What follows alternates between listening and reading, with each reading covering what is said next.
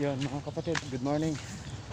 Galing ako sa galing ako sa bilaran ng palay. So matatapos na sa ngayon. Last bilad namin ng palay. So ngayon ipagagaling na.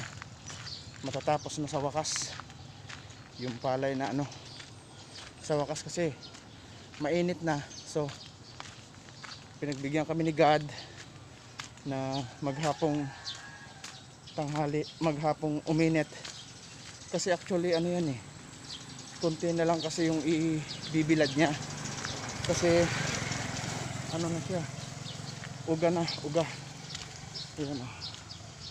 So ako lang mag-isa, babalik ako sa bahay kasi kukunin ko yung pagkain ng dalawa naming nagbibilad. So uuwi ako para kunan ko sila ng pagkain kasi hindi sila pwedeng umalis doon sa bilaran. Ganun talaga tuwing tuwing tanghali hahadlan namin ng pagkain kasi yung isa nagpapagaling. So sa Tagalog nagpapagiling, sa Bisaya nagpapagaling. Yun, kaibahan kasi iba yung yun, medyo malapit lang naman, siguro mga 5 minutes, wala naman, mga 3 minutes pala na lakad. So malapit lang, hindi naman kainitan yung araw mga kapatid, sakto lang yung init.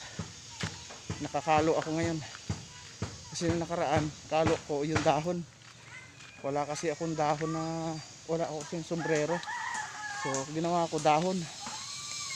Ayan yan yung mga bundok mga kapatid. Yan makikita nyo dito kasi karamihan dito is puro kita mo, bata pa lang yung nagdadrive ng mga motor dito. Halos bata yung mga nagdadrive.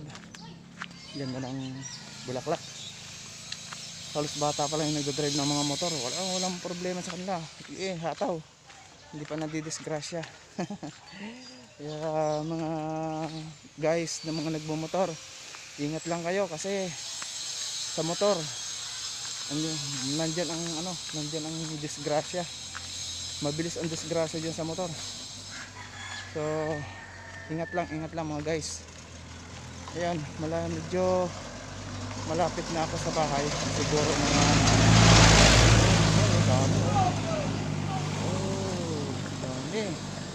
dami niyang humay, dami niyang palay.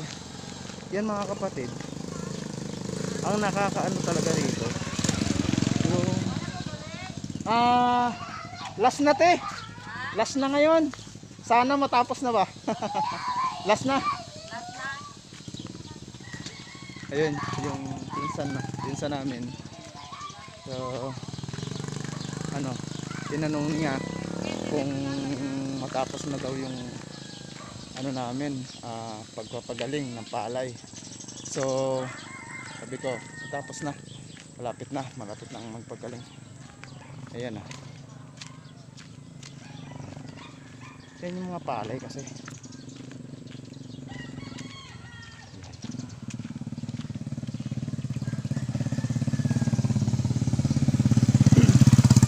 actually dito maraming bahay din, pero mas marami ang bahay namin doon sa kabilang porok doon sa Ditay.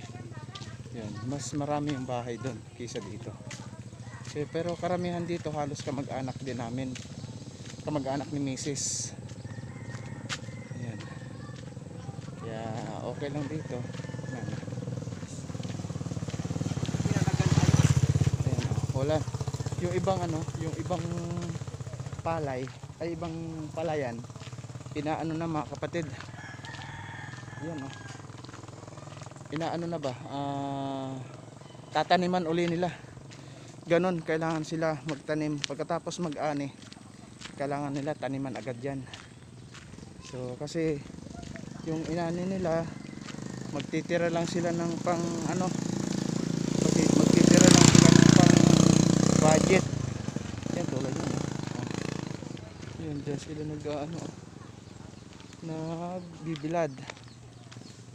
Yan, bilad lang sila dyan. So si ate, hi ate, vlog, hello. Ayun na si ate oh.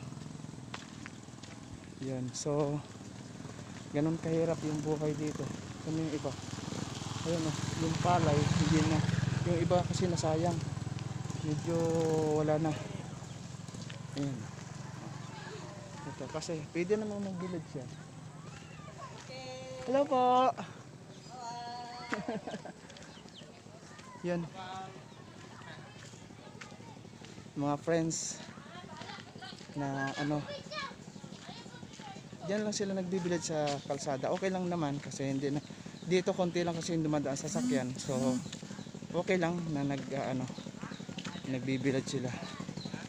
So malapit na, ito yung bahay ng tiyuhin ko. Yan, tito ko. Yan.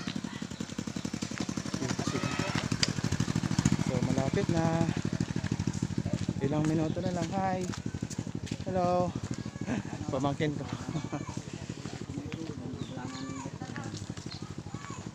Ayan, isda. Isda. Marami na kaming isda. So malapit na yung bahay namin. Ito yung bahay ko. Ayan oh. Yan yung ano, yan yung mga palay dito, nagbibilad. Yan. Dito lang. Hanggang dito lang kasi wala naman ibang bilaran. So ganyan lang. Hanggang mamaya ang init. Buti nga ngayon kasi mainit, so walang, okay, mas mabilis makakaugan ng palay. So yung mama ko hanggang ngayon, kanina yung mama ko kanina pag alis ko nagtatanggal ng bato. Ngayon ayun pa rin siya, nagtatanggal pa rin siya ng bato. Yeah, ugan na. Sige mga kapatid, bye bye, hanggang dito na lang, salamat.